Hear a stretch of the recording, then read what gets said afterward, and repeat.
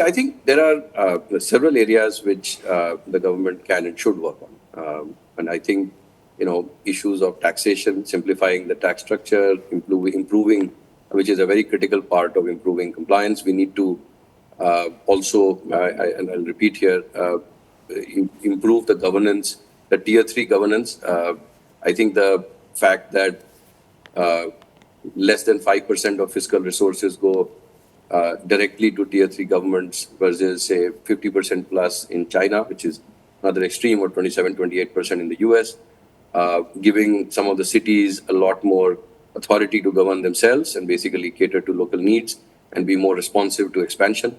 I think there needs to be a lot more of a push to making India a product nation, which is, again, these are all areas on which I'm aware that the government is aware of the need for it, and I would expect that some of these changes should start becoming visible. Okay, Soumya Kanti Ghosh, let's get into some specifics. The headroom, as we've seen, to be able to push through economic reform is very limited. Whenever the government has attempted this, faced a big pushback like there was on the farm bills or even land acquisition. Next year does provide a big opportunity. You've got a government that is now stable, there's no immediate threat to it. The allies seem to be on the same side as the BJP, and therefore there is some headroom to try and push through some reforms. Then the budget is coming up. Where do you think Nirmala Sitharaman, Prime Minister Modi should be focusing their energy? Yes, Rahul, before that, I'll just take 30 seconds to answer a point on the last time. I think instead of looking into the North-South as a country, I think South also had an advantage of declining population in the last 30, 40 years. The North did not have that advantage. So we should have to normalize in terms of the total population also before we try to speak about this North-South issues. Now, coming to the specific points of the next budget, I think the first thing is, apart from the taxation issue, direct tax code is coming up. There needs to be reforms in the indirect tax code in terms of making it more simplified. Petroleum, for example, could be borne under the indirect taxes code over a point of time. The second point which I would like to touch upon, and I think the government had tried that in the past, is there's some very low-hanging fruits happen in the agricultural sector. I think the agricultural sector is in dire needs of a price discovery. We have been listening to this for the last decade or so, last 2 decades of price discovery. We have tried to solve that, but there are some very low-hanging fruits in the agricultural sector which could be acted upon.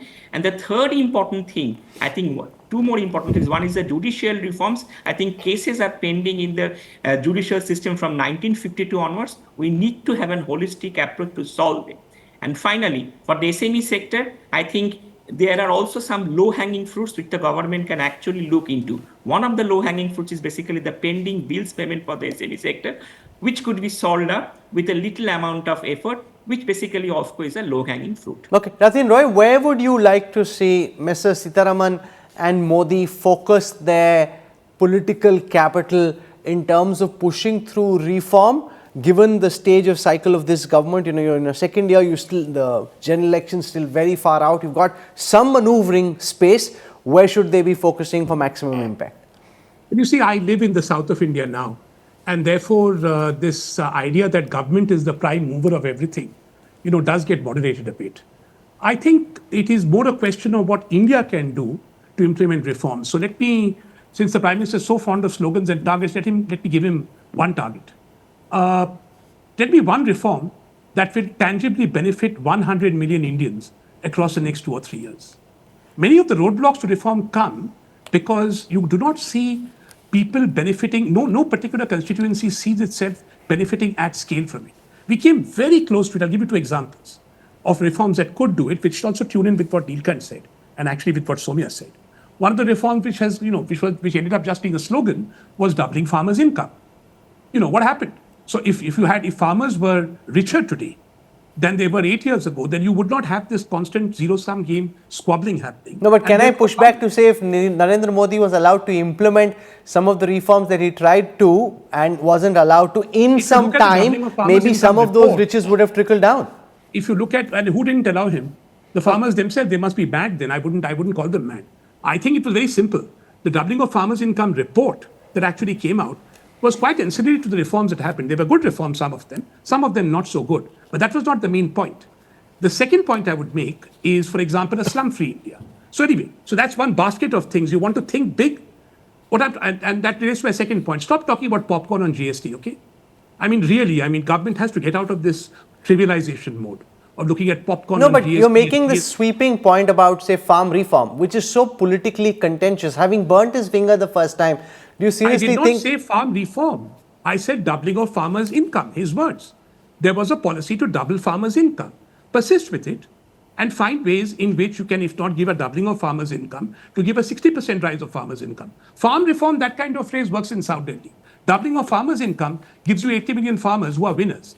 The broader point is, it's not just farm reform. If you don't like it, you can do something else. You can try slum-free India. But get large quantities of Indians to benefit from the economic actions you take. You will get then support for reforms. If the reforms are all going to be about 30, 40 million people benefiting, at the top end of the scale as what we are seeing, you will not get that support. And India is, as far as now, still a democracy, and you're not going to see action happening. Get things to happen to increase prosperity in UP and Bihar. That's one set of things. To do that, the second set of things you've got to do is stop setting targets like communists and stop trivializing policy. Stop talking where the majority of discussion is on the income tax rates, personal income tax rates of the high end. That's important, but it's not like central to the lives of the majority of Indians who don't pay income tax. If you're going to talk about GST on popcorn, and we're going to talk about, second-hand cars and the GST on that, you get an impression that the economy is being trivialized. And that trivialization is something that government really needs to stop. You need to start concentrating on the big picture items of the day, and that is what I'd like to see Mr. Modi and Mrs. Sitaraman and the general stakeholders behind them do. Because politicians respond to incentives. And clearly the incentives are not to respond to mass at-scale increases in prosperity. That's my limited point.